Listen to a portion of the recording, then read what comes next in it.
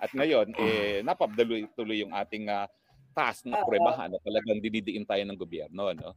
So anyway, ang sinabi pa ni Pebos Talakera sa kanyang sinumpaang salaysay, dahil daw sa mga pangyayari, sigurado siya na akong namuno sa pagkakalat ng polboronic video, no? Well, unang-una, sinabi naman niya sa hearing, hindi siya naniniwala na akong gumawa ng polboronic video. Number one. Okay, Number two, ang sinasabi niya, ako raw ang pasimuno sa pagkakalat.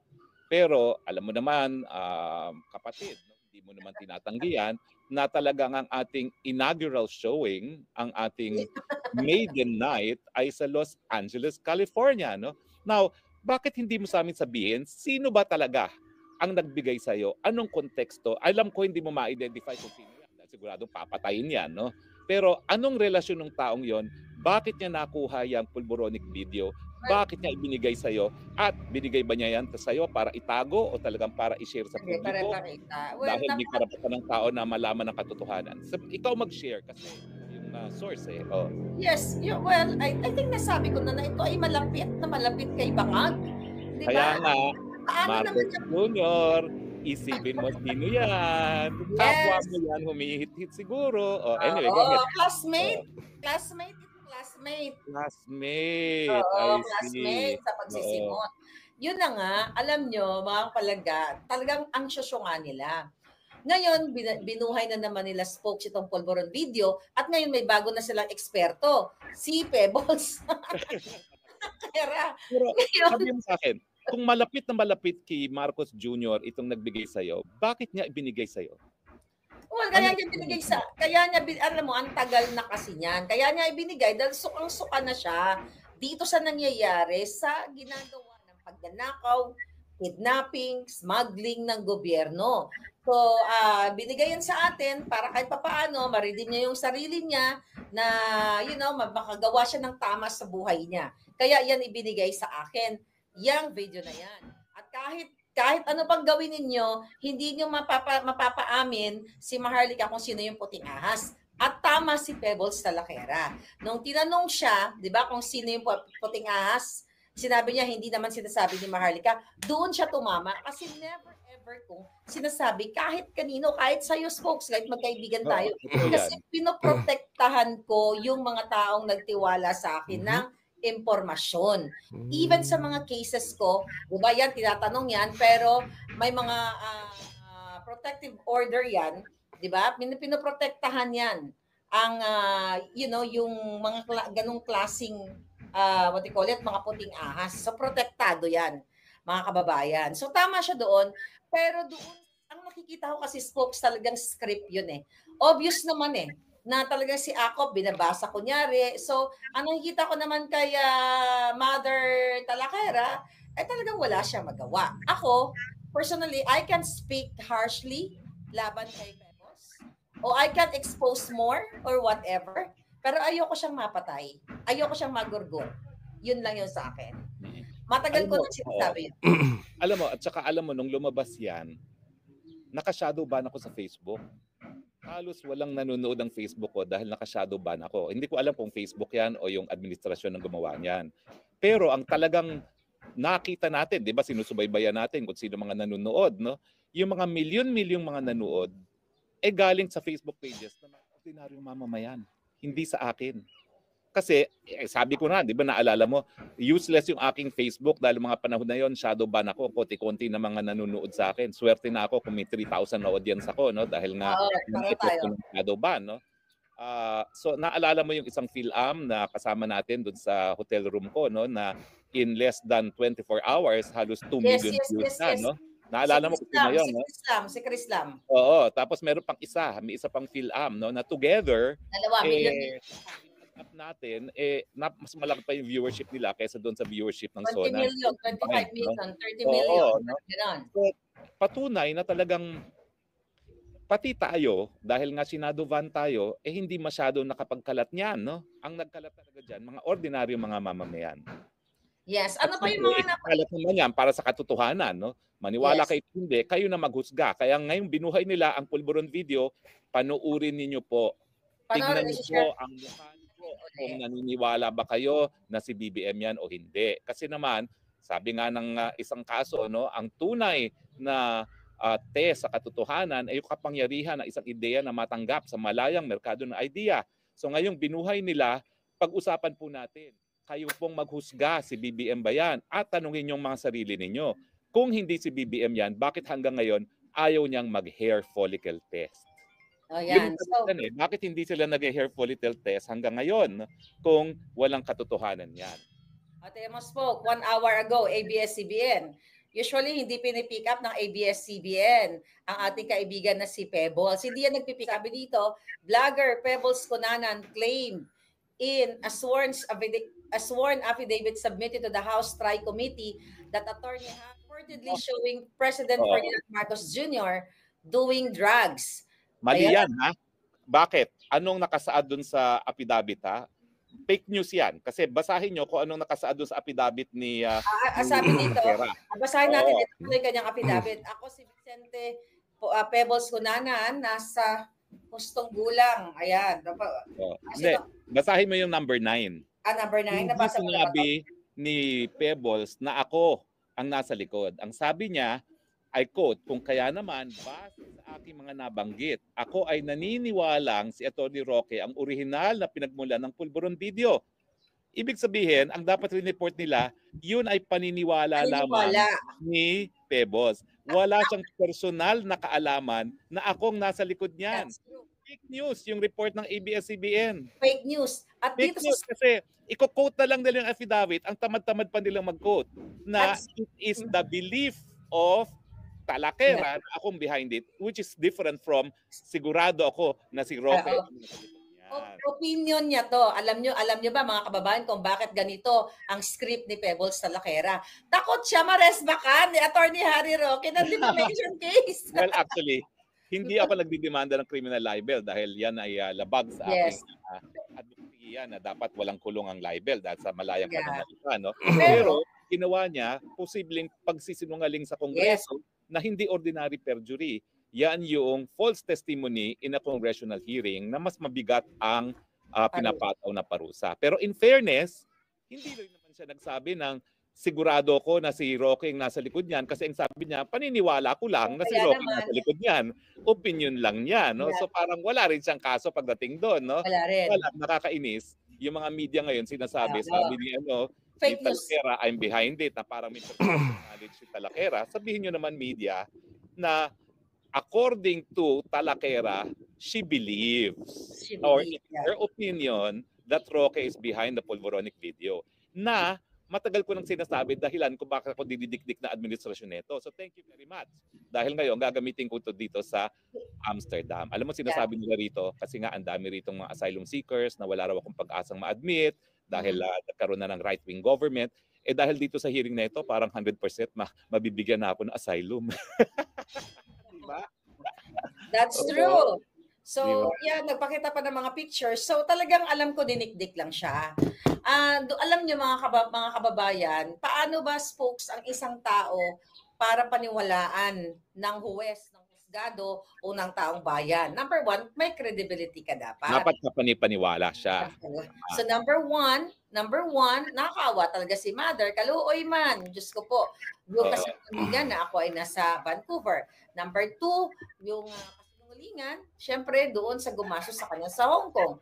So try ko, bakit hindi ako imbitahan Pangatlo, yung mga statements niya na base lang sa kanyang mga opinion na wala naman siyang ebidensya. Kasi pag ikay nagsalita tungkol sa iyong opinion na wala ka namang ebidensya, ang tawag dyan, hearsay. So walang pang-apat, ginawa nga siyang eksperto. Siya ay forensic expert sa pamamagitan. At pang-5, kaduda-duda talaga pagkatao niya dahil sa pagiging napakatinding kritiko ni Marcos, ngayon halikpwet siya kay Marcos, di ba? Bakit? Magkano yan? Anong dahilan? Bakit? Sabihin mo, bakit? Alam mo, pag-usapan natin yung pagbabaliktad ni Talakera, ha?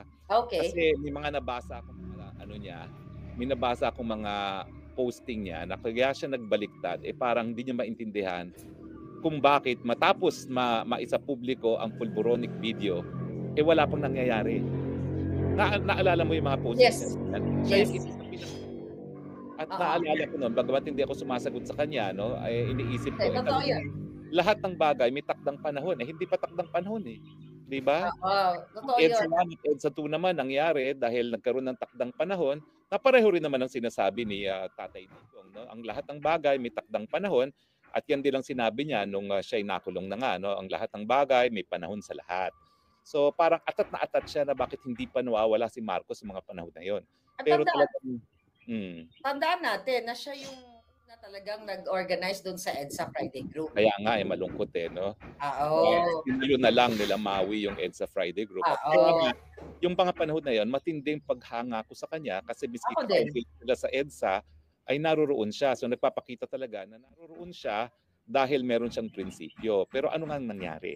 Pero ako talaga, Spo, kasi alam ko yon bago siya bumaliktad. Nag-usap kami, but hindi ko na i-discuss dito. Pero naaawa talaga ako. Eto, mga kababayan, magsabi ni BJ Josh, mag-hair follicle na kasi si Bangag. Totoo. Ako, hindi lang siya isa. Dalawa, tatlo, may kasama siya, okay, na bumaliktad talaga. Naintindihan ko sila kasi kailangan nilang mabuhay. Naintindihan ko sila kasi ayaw ko sila mapatay. Okay? Dahil alam naman natin yung ginagawa ngayon sa mga vloggers katulad ngayon, kung hindi bumaliktad si Talakera, kasama siya dyan sa na-contempt. Correct. Correct. Unang-una, kasi maanghang talaga mga sinasabi niya. Yes. Bangag-bangag, ngiwi-ngiwi. Tapos after all, magtataka ka talaga. Ngayon, I am forced to say something about it. May narinig ba kayo na nagsalita ako about Pebbles nung siya ay bumaliktad? Tumahimik ako kasi meron ako isang salita sa kaibigan. May palabra de honor ako. Pero dahil ako'y napangalanan sa TRICOM, kailangan ko naman ipagtanggol yung sarili ko. So yun, mga kababayan. Yun yung spokes. Hindi ko rin naman naikwento sa'yo dahil hindi naman ako daldalera na ipagkanulo ko ang aking kaibigan. So nag-usap kami na mother na kakasuhan siya ng gobyerno ni Bangag. You know? Kaya siya ay kinausap na bumaliktad na lang. Yan ang totoo. Okay? Alam nila yan. Alam nyo yan, Madam Ellie. Huwag na tayo maglokohan. Okay? So, pero meron ding meron ding aspeto sa mga posting niya na parang nainis siya na parang walang nangyayari. Parang sense of frustration ba at helplessness na lahat naman tayo nakakaramdam. Pero siguro, iba-iba lang talaga yung degree ng ating paninindigan dahil tayo naniniwala pa rin na ang kabutihan ay mananaig sa kasamaan, no? Eventually, no? That history will protect, will show kung sino talaga nasa tamang parte ng kasaysayan, no? So yun yung pagkakaiba natin siguro. And you know, kung meron akong maanghang na sabi ngayon kita Lakera, sorry Pebbles, but talagang I share the view of Maharlika na hindi naman kami nagagalit sa iyo if ever medyo naaawa lang, no? Naawa lang ako. Naintindihan namin talaga kasi kami naman hindi nasa lugar mo na relying lang sa online selling, no? Meron naman kami kahit paano naging hanap buhay. Dalong na ako, 58 years old na ako. No? Kahit paano meron naman akong retirement. Oo, at actually ngayon I'm really on retirement kaya nga ako nag-asylum, no? Kaya na mag-retire. So naintindihan din namin 'yan, kaya lang sana kung ikaw ay okay na diyan at lahat ng gusto mo ay nabibigay naman, sana wag ka nang wag ka na lang manira ng iba, no? Wag na lang magsinungaling kasi at focus on issues. Kung mali ang ginagawa namin. Mother, gano'n na lang. Kasi syempre pag kinakti mo naman mother yung yung mga taong nananahimik at gagawa ng istorya, tandaan nyo din na may mga bala ang lahat. Alam mo yun? So ako naman, actually, ayoko talaga makialam sa mga away, sa totoo lang, ng mga vloggers eh. Kahit nga ako inaaway din. Kasi focus ako sa mga bangag. Focus ako kay Lisa Tanas. But since na pangalanan tayo, spokes, tayo na naman ang bida. Isang ngiwi-ngiwi ka dyan. Bangag-bangag. Mabuti na lang binuhay ang usaping pulburon. So, taong bayan, tignan nyo po yung video muli at maghusga kayo muli. Sa mga pangyayari ngayon na pinadala sa Netherlands ang ating Pangulo, inimpeach ang Inday Sara, tanungin nyo, kapanipaniwala ba o hindi yung pulburonic video na yan? Kayo pong maghuhusga dyan. Hindi NBI, hindi hukuman, at maraming salamat na nagkaroon tayo ng for the first time public discussion on the pulburon video sa Kongreso pa. Kasi alam mo ba, nabalita ko na naman na tinanggal na ako as columnist ng Star, no? Pero kauna-unahang sinensor ako ng Star, yung column ko tungkol dito sa pulburonic video. Sinensor Yes. nila ako kauna-unahang pagkakataon. Yung mga panahon na yon, July, iniisip ko na nga mag-BTO voluntarily sa Star kasi hindi ko naman ma-attain na magsusulat ako sa isang dyaryo na nagse-sensor. Pero inisip ko, well, dahil malaki naman ang reach ng Star at mas malaki nang nagbabasa sa kanya kaysa sa Inquirer, patuloy pa rin ako, no? Pero I guess yung huli kong artikulo hindi na nila nagustuhan, no? Yung God knows who does not pay, the betrayal of Rodrigo Roa Duterte, no? Tapos yung artikulong hindi na nila pinablish, yung Let's Paint the World Green, na umabot ng 15 million ang nagbabasa sa internet. Hindi ko talaga akalain na yung op-ed na ganyan, ibabasahin din sa Facebook. Di ba? Kinalagyan ng fact checkers. Oo nga eh. Now, alam mo, nagtataka ako, no? Kasi yung isang fact checker, ginamit niya yung exact same program na ginamit ko. So bakit iba ang resulta niya? Iba yung resulta ko, no? So, pero pinakita ko yan in a live audience, no, na naka-broadcast talaga na yun ang finding nung internet site na yon, no? At tinatanong ko uli, actually nagbigay sa akin ng site niyan si Baby Girl Sasasot na ipasok para malaman Baby Girl, mag-join ka na dito. Oo nga mag-join ka nga dito. Agent Morales, kayo dito. Dahil malaking issue to, no? Mag-join they did us a favor. Yung mga gusto talagang ang tao husgahan na si Marcos Jr. at karapatan natin na husgahan siya kung siya dapat magpatuloy pa sa kanyang pamumuno. Maraming salamat dahil ayan na naman ang pulboronic video na nabauna sana sa limot. Oo, ang pagbabalik ng pulboronic video at tignan natin. Yes.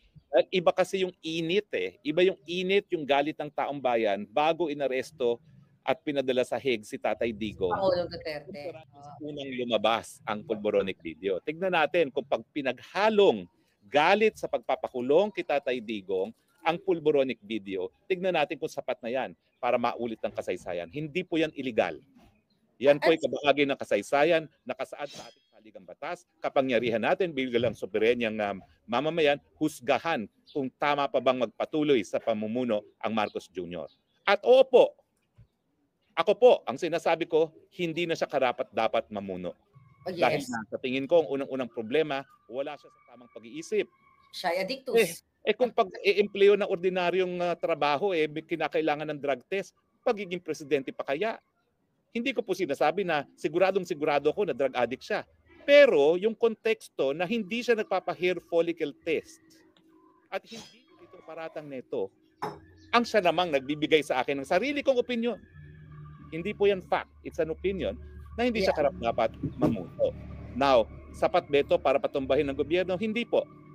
Kasi magpapatumba ng gobyerno kapag nagsama-sama yung individual na opinion na hindi na karapat-dapat mamuno. Yes. Yan po ang magpapabagsak. Hindi po ang Harry Roque. Don't give me too much credit. Ang galing ko naman. Superman naman ako na kaya ko magpapabagsak ng gobyerno. Yes. Taong bayan po, kapag sama-sama nang naghusga, wala na kayong magagawa. At sana naman po, dahil nabuhay ang pulboronic video, together with sa pagpapakulong kay Tatay Digong, ayun, magkaroon na ng desisyon ng taong bayan. At ako po, hinihimo ko kayo, husgahan nyo na siya. Kung siya dapat pang magpatuloy. Ang opinion ko po, hindi na dapat. Dahil gaya ng sinabi nga ni BP Sara, pag siya nagpatuloy, baka wala na tayong 2028 na aasahan. Yes. Spokes, no, madagdag ko lang. Kasi ang nakikita ko talaga, gagamitin nila itong pulboron na video at ang testimonya ni Vicente Conanan, yung real name no ni Mother Pebbles, no. So yun ang gagamitin nila yung video para sabihin na tayo ay nagpapalaganap ng propaganda sa mga malisyosong o mga peking impormasyon o disinformation. Ito nga ang challenge ko. July, magiging suitable lang yung ganyang klaseng inciting to sedition na kami naghihikayat kung mapapatunayan nila na ginawa ko, yung pulboron video na yan, minanipula natin. Kaya nga, challenge ko sila, July pa lang, na bakit hindi kayo mag-file ng case? Dahil sabi niyo, hantingin niyo ako hanggang Amerika, mag-isang taon na, hindi kayo nag-file ng case na ilagay niyo doon. Ano ba dapat? Kung ay kunyari, totoong AI yung ginawa ko, minanipula ko, ano bang kaso? Kasi challenge ko sila, file a case against me na minanipula ko yan, yung video na yan, para meron kayong dahilan para ipa-extradite niyo ako or whatsoever, anong plano niyo. But until now, wala pa rin case. Well, ako naman po, no? babalik ko po yan doon sa taong bayan maghuhusga. Kahit anong sabihin ng NBI na taong gobyerno, aasahan mo bang NBI na magsabi na adik nga ang ating presidente? Aasahan mo ba ang PNP na sabihin, authentic yung video na yan? Hello? Dapat impartial. Hindi, At meron yung- na sila. Oo, yung dalawang authentication natin, impartial yun. Walang Impartial. interest yun. Mga siyensya lang sila sa larangan nga ng video authentication. No? Ayaw nga nila mag-file ng case ngayon. Tinakot nga ako ng DILG, DND, lahat yata ng mga hukbong sandatan. PNP, lahat sila. Nakakasuhan ka, Maharlika. Makikipag-ugnayan kami sa embassy, makikipag-ugnayan daw sila dito sa Amerika. Mag-iisang taon na, ngayon may bago na naman kayong expert. Akala ko ba napatunayan na ni Abalos yung mga tenga-tenga, remember that, folks? Oo nga. Nakakatawa talaga yung picture. Yung At picture. saka, alam mo, yung araw na yon, bago pa na abay, tarantang-taranta si Abalos at si Tidoro, no, na sila nagre-rebat. Sabi ko nga, kailan ba naman naging eksperto yung mga yan? No? Hindi naman sila eksperto. Ang hindi nila alam siguro nga, yun na nga, bago mo pinakita yan, meron ka ng authentication sa isang kumpanya at dinaanan natin dun sa app na kung Kaya nga hinahamon ko sila. Hamunin ko ulit kayo, Tricom. Bakit hindi nyo ako ipatawag yan sa Zoom? At mai-present at malaman niyo yung mga sagot ko. Hindi yung one-sided lang kayo. Yung mga kriminal na mga resource person, pinapayagan nyo. Kami nila SAS. Kami na nasa labas ng bansa. Ayaw nyo payagan. Diba? Nasaan ang fairness? Ngayon, kung naniniwala kayo sa inyong bagong IT, bagong eksperto, bagong forensic expert sa katauhan ni Salakera. Then, gamitin nyo siya as expert. Lagay nyo dyan, as per expert, Vicente Cunanan, dada. Hindi ba? Ganun lang kasimple. Ganun Ganun. At saka, kung naniniwala kayo sa isang tao na napakagaling magbigay ng opinion, kasi sabi niya, sigurado ako si Harry Roque sa aking opinion ang siyang nagpakalat, edi go ahead, maniwala kayo dyan, pero sa batas kasi, sa batas ng ebidensya, kinakailangan ang tatayuan mong testimonya ay bagay-bagay na meron kang personal na kaalaman at immaterial ang iyong mga opinion. Unless expert witness ka. At kailan pa naging expert witness nga ang isang Pebbles Talakera? Oo, meron ba siya, nag-aral ba siya sa forensic forensic check, mag-examine ng mga video. Kaya ba niyang gawin yung forensic expert dito na ginawa sa California? So doon mga kababayan, actually, sabi ko nga, nakakaawa talaga yung aming kaibigan dahil siya ay naiipit sa ganito. Obviously, sabi ko nga, talagang parang tinutukan ng baril na ito, sabihin mo, isulat mo, ganyan, para idiin ang isang Harry Roque. At syempre, kasama na ako doon. Although, kahit sabihin pag hindi ako napuruhan, nandoon pa rin ako sa sinumpaang salaysay. Di ba? Tayo dalawa ay talagang mag-BFF. Well, anyway, kaya naman tayo, patuloy pa rin ang ating sayaw. Yes. Bangag. Ngiwi, folks. Ngiwi. O, di ba? Lalo sila nag-i-edit ngayon. I know. So, yun lang. Pero ang papasok si Agent Morales, pero pinamalas po talaga ng ating mga palangga kanina na kaya natin durugin sa pamamagitan ng ating talino at galing at tapang itong mga hunghang na si Abante. O, di ba? Nagagalit siya. Alam mo, sa teknolohiya na rin, no? Kasi talagang rinigaluhan tayo ng Panginoon dito sa internet. That's true. Hindi gaya ng panahon ni Marcos Sr. na ang mga tao talaga nagre-rely sa mimeograph. Alam ko, bata pa ako noon, activista na ako, nagbi-mimeograph ang lolo't lola ko ng mga babasahin, no? Nagaling din doon sa WeForum, yung mga mosquito media. No? Ngayon, meron na tayong internet. Kaya hindi nila napigil na makita ano yung total count natin na nakita yung pulboronic na sila na maghuhusga kung AI nga yan o hindi. Parang katumbas ng populasyon ng Pilipinas, di ba? Yeah. On the same day. Pero ngayong araw na to, folks, napatunayan natin na talagang bangag din ang pag-iisip nitong mga nasa Tricom. Dahil imagine mo, nakakahiya talaga sila. Talagang sa tingin mo ba, si Pebbles, na ang video ay AI. Katingin mo ba ito ay Kahit sino na pala po pwedeng magtestimonya na ganyan, no? Kahit sino pwede na maging expert witness talaga. I know, mga Jotang Genemis talaga. So, pero naaawa lang tayo dito sa ating kaibigan na alam naman natin, na talagang parang natutukan para lang magsalta ng ganon. Kayo naman, na mga kakilala ko, alam naman namin, not only Pebbles, alam naman namin kung saan kayo humugot. Kailangan yung mabuhay. Kailangan yung mamantikaan. And I totally understand. Kung kaya ko nga lang ibigay ang mga pangangailangan nyo para hindi kayo bumaliktad at talagang tutok sa laban, di binigay ko na. But yan, wala akong capacity. Barya-barya lang ako, Smokes. Yung mga post ni Pebbles bago siya bumaliktad, frustrated siya kasi nga ang inaasahan niya ay hindi, nagagalaw yung protektor ng taong bayan. Oo, totoo yun. Buong sandatahan. Sa akin naman, desisyon na ng buong sandatahan yan Basta nasa salig ang batas na sila ang protektor ng taong bayan, kung talagang sa tingin nila walang kinakailangan na bigyan ng proteksyon ng taong bayan, wala tayong magagawa. No? Kahit ano pang gawin natin, kahit maghihilata tayo dyan, no? Desisyon talaga nila yan. No? So, isa yan siguro sa faktor kung bakit siya bumaliktad na, bukod pa dun sa matinding pangangailangan, yung kanyang paniniwala, no, na ano ba yan, lahat na nalantad na ang katotohanan, ba't hindi gumagalaw ang mga protektor ng taong bayan, no? Yeah. Sa akin naman, naniniwala ko sa sinabi ni Presidente Duterte, lahat ay mayroong takdang panahon. Huwag naman tayong maniwala na manhid ang mga protektor ng taong bayan sa mga pangyayari. At alam ko, sangkatutak daw na pera ang pinamimigay ngayon sa mga general, no? Pero ang tingin ko naman, sa dami ng mga sundalo natin, kapulisan, hindi naman po pwedeng madadala sa pera sila lahat, no? Lahat ay mayroong takdang panahon. Yeah, pero actually kasi mahal talaga makipaglaban sa katotohanan.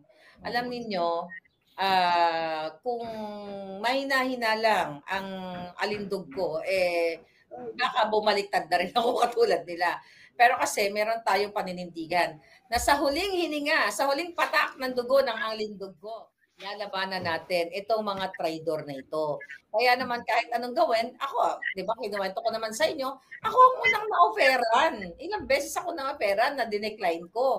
Kasi naninindigan tayo na one day ang mga tao magising at talagang ang mga bangag ay mawala na sa lipunan.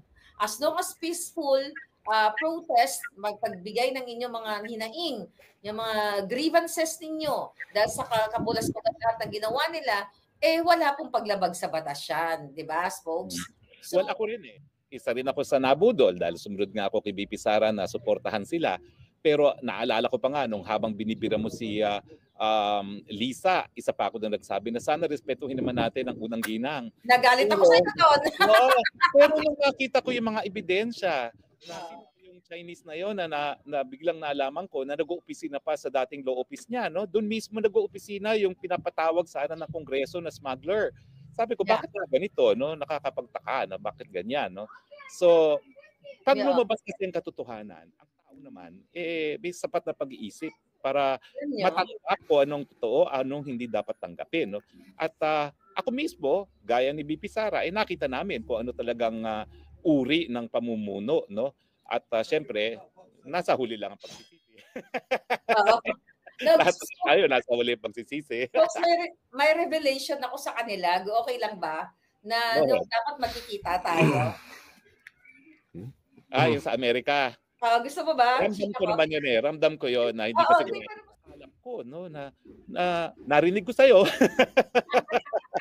Pero napatunayan ko through others. Yes. Totoo po yun. Kaya ganun kami ni Spokes. Sabi ko talaga, alam mo, nag-text si Spokes. Sabi ko, naku, mukhang talagang bataan ni Lisa. Ito baka pagurgur ako dito.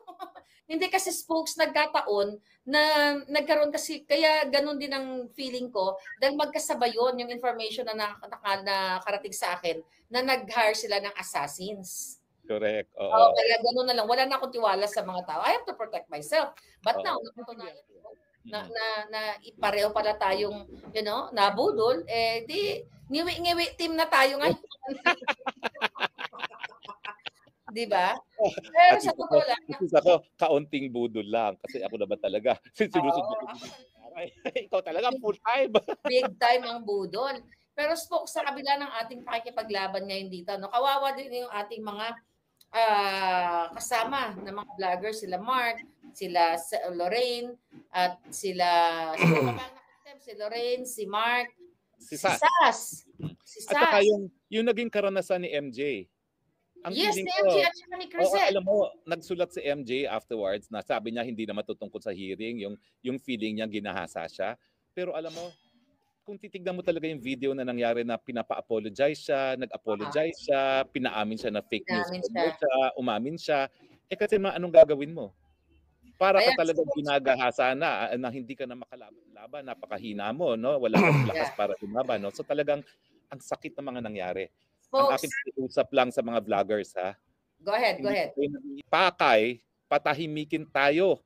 So ang ating sagot sa kanilang panunupil, huwag magpasupil. Huwag magpasupil. Alam nyo, meron tayong makakasama si Agent ng Bayan, si Agent Morales, ano?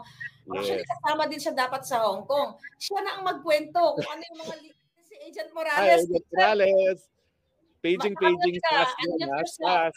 Yeah, maganda namin po. marinig. O kaya, paging Lorraine, kung nasaan man ka man. Nandito na kay Doc Lorraine. Oo, para lahat ng mga naaapi makapagsalita rito. Sige, Morales. Ayan. Fresh Magandang gabi po, Spokes. Ganun din kay Mardica. Nako, bidang-bida si Spokes kanina. Hello. Anong reaction mo? Nabuhay ang pulboronic video? Oo, alam nyo, kanina nga, natutuwa ako dahil sila mismo yung nagbukas ng sila pa pulboronic video. Yung kaya lang, nagtaka lang ako dahil nga sabi ko, bakit ganito? Naniniwala sila doon sa kay Pebbles Talakera pagdating doon sa sa authenticity nung video. Kasi unang-una, kailan pa nag-certify ang isang praning na kung sino yung nag-share? Sabi ko ako. Kasi motivated ako hinarang naman. Pero sana nga pinagdadasal ko nga sana sa susunod na hearing mabuksan dire-diretso dahil nga kailangan malaman ng sambayanang Pilipino na itong si Bongbong Marcos na presidente ng Pilipinas ngayon ay talagang bangag. Adik ito. Kaya ako sa akin bilang ahente ng PIDEA dati meron akong relevant experience, meron akong relevant training at meron akong personal knowledge. Kasi ang gusto kong ipahayag kanina doon na yung video na yon similar doon sa 5 litrato na ipinakita ng confidential informant. Na, kaya nga, ang inaano ko rito na itong bangag na ito, itong si Bongbong Marcos, kapag tinanong nila ako kung paano ko na-determine na dangerous drugs yung tinitira nito, kung hahanapan nila ako ng chemistry report, sabihin ko lang sa kanila, simpleng-simple, relevant experience ko as PIDEA agents, as drug enforcement officer, na itong taong ito sumisinghot ng white powdery substance. Ngayon, pag sinabi nila na hindi totoong white powdery substance yan, kung sabon yan o asin yan, dapat sa mental hospital. Itong si Bongbong Marcos. Tumitinga ng asin Tumitinga ng sabon. Ano naman ang reaction mo dito sa conclusion ng kanilang expert witness na si Pebbles Talakera na AI daw yon? Oo. Alam nyo, Spokes kanina experience bilang isang PIDEA agent. Oo. Alam nyo, Spokes, kanina para akong binuhusan ng malamig na tubig kasi ilan dun abogado. Magpapaniwala sila sa isang witness na nagse-certify ng authenticity ng video na hindi naman eksperto. Kaya nga sabi ko, ano ba ito? Mga hindi kumbaga sa kaya sabi ko ay wala ito. Kumbaga sa para lang na nakipagkwentuhan sa lasing ito kung ano yung binigay na opinion ng lasing. Yun na. Katulad yan, yung isang naman natin ako, sabi ko nga sa inyo bilang isang dating ahente ng PIDEA, alam ko kung yung tao ay nasa impluwensya ng ipinagbabawal na gamot at alam ko kung ito ay naghahalusinate. mukhang nag-hallucinate itong expert witness nila eh. Well, Yun anyway, alam mo, by Una- hindsight, tama ka, no? Go ahead. Yung pagdiin sa akin ni Boljakera, talaga may bago na naman. Talakera. Oo nga, bakit ba naguguluhan ako? yung pagdidiin sa akin ni Talakera, ni Talakera, talaga magsasampa na naman sila ng bagong kaso na kasama ka rin siguro. No? Pero isa sa posible nilang isampa cyber libel. Aba, maganda yun pag sila nagsampa ng cyber libel. Kasi magagamit na natin talaga yung authentication. At isa sa publiko na yung authentication na yun naman ang dahilan at yun ang hinihingi ng expert. Ayaw niyang lumantad unless it's in a formal legal proceeding. Yun. Pakituloy na yung kasong yan nang mabasa ng taong bayan yung buong report.